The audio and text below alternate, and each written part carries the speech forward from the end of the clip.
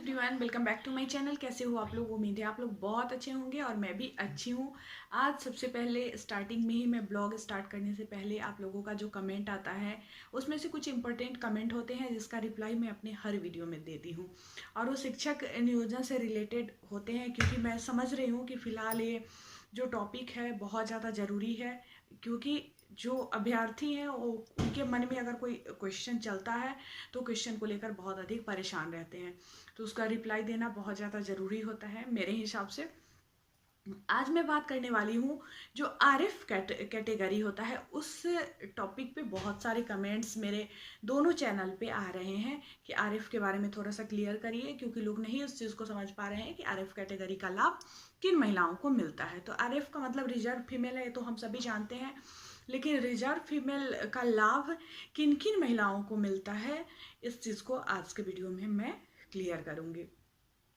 तो RF category जो होता है उसका लाभ आपको पिछड़ा वर्ग, अति पिछड़ा वर्ग, साथ ही अनुसूचित जाति और अनुसूचित जनजाति की जो महिलाएं होती हैं उनको मिलता है।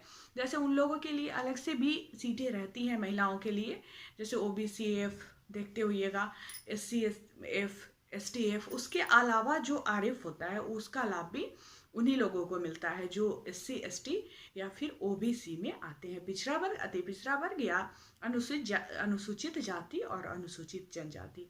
इन वर्ग की महिला को आरएफ का लाभ मिलता है। इसमें सिर्फ जनरल महिला और अति पिछड़ा महिला को इसका लाभ नहीं मिलता है।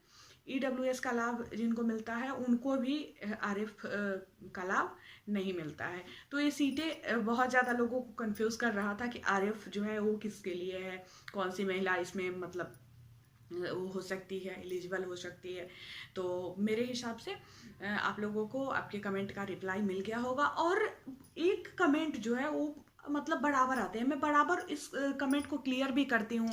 इस टॉपिक पे वीडियोस भी है, मेरा बहुत सारा वीडियोस है, लेकिन फिर भी शायद वो लोग नहीं देखते हैं। तो कमेंट आते रहता है कि मतलब मैं ईडब्ल्यूएस में हूँ जहाँ पे सीटें ईडब्ल्यूएस का नहीं है, तो क्या मैं वहाँ पे जनरल में अप्लाई की हुई हूँ तो क्या मेरा होगा या मेरा रिजेक्ट हो जाएगा। मतलब ईडब्ल्यूएस जो महिलाएं हैं या पुरुष हैं उनके बीच ये बातें बहुत अधिक वो चल रही है कुछ लोगों के बीच कि जनरल का लाभ हमें मिलेगा या नहीं। कुछ लोग उन लोगों को कंफ्यूज भी कर देते हैं कि जनरल का लाभ आप लोगों को नहीं मिलेगा, लेकिन ऐसा कुछ नहीं है। जनरल का जो सीट होता है उसका लाभ सबको मिलता है, बशर्ते मार्क्स आपको जनरल के बराबर होनी चाहिए। अगर मार्क्स जनरल के बराबर नहीं है तो फिर आपको जनरल का लाभ नहीं मिलेगा। तो यही चीज़ें हैं। अगर आप ईडब्ल्यूएस में हो या कोई आरक्षित कोटि में हो, अगर आपको जनरल के बराबर मार्क्स है तो आपको जनरल का जो सीट है उसको आप ले सकते हो। तो आज के वीडियो में इस दो कमेंट को मैं ली हूँ। आगे आप लोग ब्लॉग को एंजॉय करिए। और बहुत सारे लोग ब्लॉग नहीं देखे हुए हैं तो उनको लगने लगता है कि ये क्या है, तो आप लोग इस चीज़ को समझिए। मतलब ब्लॉग जो मेरा चैनल का नाम है मी सोनम मेरी लाइफ, उस नाम से ही समझ में आता है कि ये किस कैटेगरी का चैनल है। हालांकि मैं शिक्षक नियोजन पे इस पे बातें कर लेती हूँ क्योंकि वो भी हमारे लाइफ से जुड़ा हुआ है। तो जो चीज़ें हमारे लाइफ से जुड़ी हुई है वही चीज़ें मैं दिखाती हूँ, वही चीज़ें मैं बताती हूँ।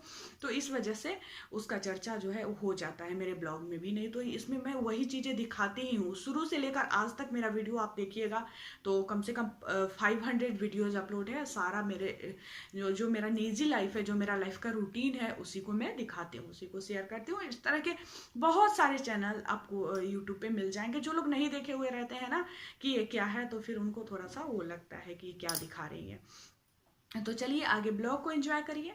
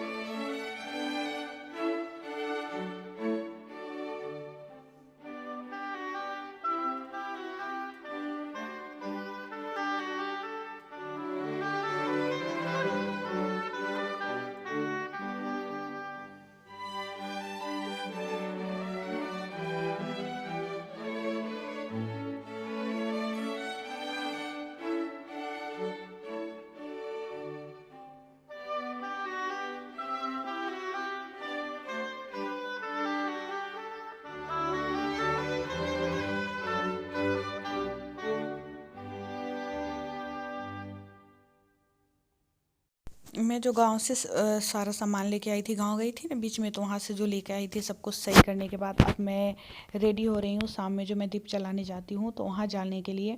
वैसे आप लोग समझ जाते हुएगा क्योंकि काफ़ी टाइम से ये चीज़ें हो रही है, तो देखते देखते सब लोग समझ गए होंगे कि रेडी मैं होते रहती हूँ शाम को, तो जाती कहाँ हूँ। तो वहाँ जाने के लिए मैं रेडी हो रही हूँ। ईयरिंग जो अभी मैं पहनी हूँ आज ही मैं ख़रीदी हूँ। एक आया था जो नहीं, बहुत सुंदर सुंदर ईयरिंग रखे हुए रहता है, लेके घूम घूम के बेचते रहता है।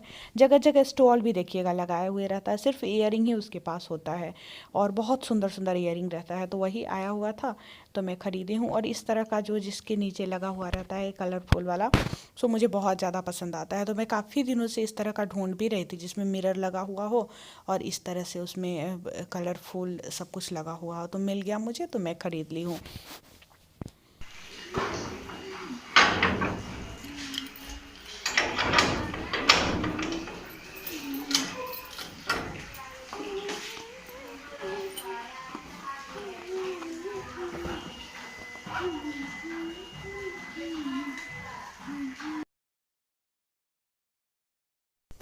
और अभी मैं जा रही हूँ, बाइक पे थी तो थोड़ा सा मैं रिकॉर्ड करने का कोशिश कर रही थी, लेकिन फिर से प्रॉब्लम होने लगी तो मैं छोड़ दी बाद में। और आज मैं बहुत सारी सब्जियां लेकर आई हूँ, पूरा झोला भर भर के।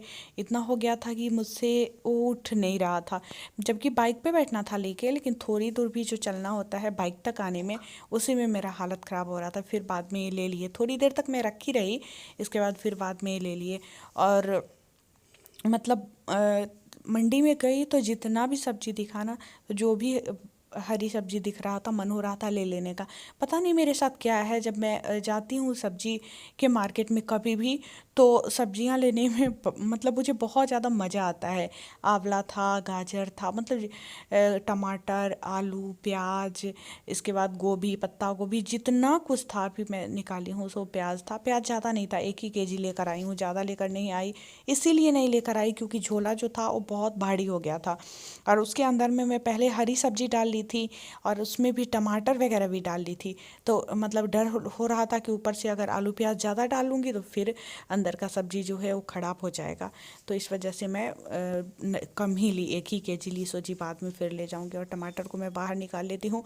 और प्लास्टिक का जो पॉलीथीन है उसका यूज़ मैं भी नहीं करना चाहती हूँ, लेकिन क्या है कि मार्केट में ये वाला पॉलीथीन दे ही देता है। जैसे बीच में आया था वो कपड़े का जो थैला था उसमें देता था। जैसे आप लोग कहेंगे कि झोला में क्यों नहीं डालती है, तो झोला में दिक्कत ये होती है कि आप बहुत तरह का सब्जी लेते हो। जैसे मैं बताई हूँ कि आलू प्याज भी रहता है, तो आलू में मिट्टी लगा हुआ है और सारा सब्जी में वो मिट्टी लग जाता है। और अलग अलग तरह का सब्जी जैसे बीन्स है फिर मटर है, ये सारा क्या होगा एक दूसरे में मिल जाएगा, उसके बाद प्रॉब्लम होने लगती है। और वहाँ पे मतलब बोलने में भी नहीं बनते रहता है, भीड़ इतनी अधिक होती है कि एक तो सब मंडी वाले जो जिससे सब्जी खरीदो वो सब्जी देने में ही नहीं सुनते रहते हैं, और प्लास्टिक नहीं दो, ये नहीं करो, वो नहीं करो, तो सुनेंगे ही नहीं।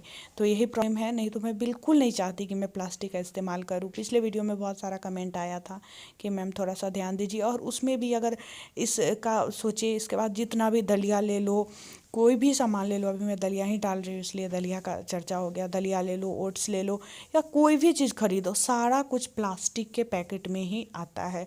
तो दिक्कत ये है, बनना शुरू हो जाए, बनना बंद हो जाए तो सही है। बीच में बंद हो गया था तो फिर कोई नहीं इस्तेमाल कर रहा था, और फिर से वो शुरू हो गया तो आए दिन मतलब कुछ भी खरीदने जाओ तो दे ही देता है उसी चीज़ में।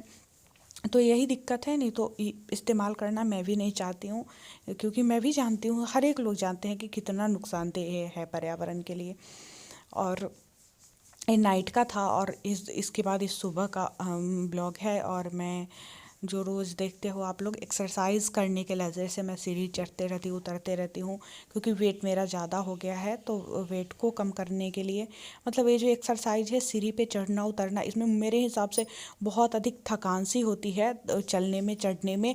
तो ये बहुत ज़्यादा फ़ायदेमंद होता है, रस्सी कूदना, ये चढ़ना, मतलब घर में जितना संभव हो पाता है उतना करती हूँ।